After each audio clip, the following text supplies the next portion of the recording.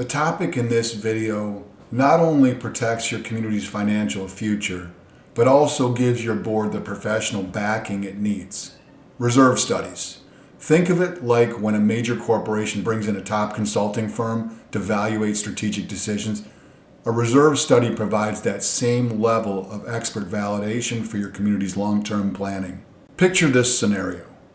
Your community suddenly needs a new roof. It's going to cost $500,000. Without proper planning, each resident could face an assessment of $10,000 or more. It's not hypothetical. I've seen it happen. But it doesn't have to be this way.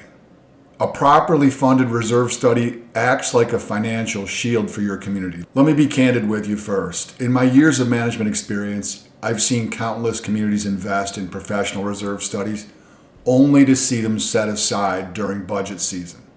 And I can tell you exactly where this leads. To those dreaded assessments, declining property values, and frustrated residents. What's fascinating is that these communities already have the solution in hand. A professional detailed roadmap for financial health. Just like when Fortune 500 companies pay top consulting firms for strategic guidance, your community has invested in expert analysis. The difference is major corporations don't shelve those expert recommendations. They use them to drive decisions. Here's what happens when communities don't follow through.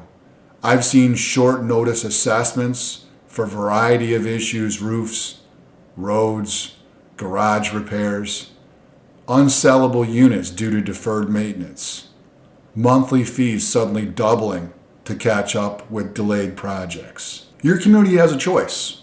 Continue with the cycle of crisis management or use your reserve study as the professional tool it's meant to be. Let's talk about a reality every board faces. In any community, you'll typically find three groups. First, a vocal group opposing any fee increases, often focused on short-term costs rather than long-term community health.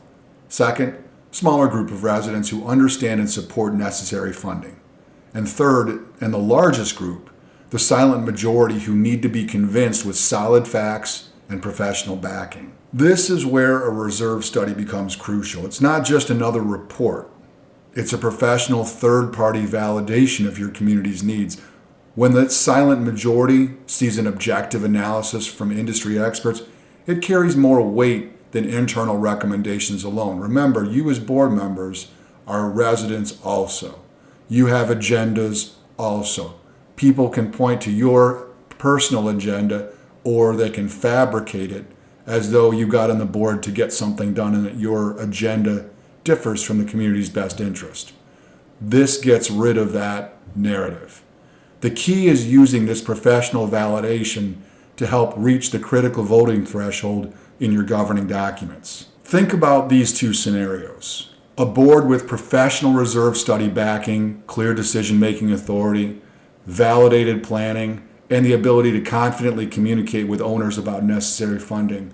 Or another board working without expert validation, struggling to justify decisions, facing pushback on assessments, and lacking the professional backing to support their choices. Just like Fortune 500 companies rely on expert consultants to validate major decisions, your reserve study provides that same level of professional credibility for your community planning. As board members, you're in a position similar to corporate executives. You need to make significant financial decisions that affect your entire community.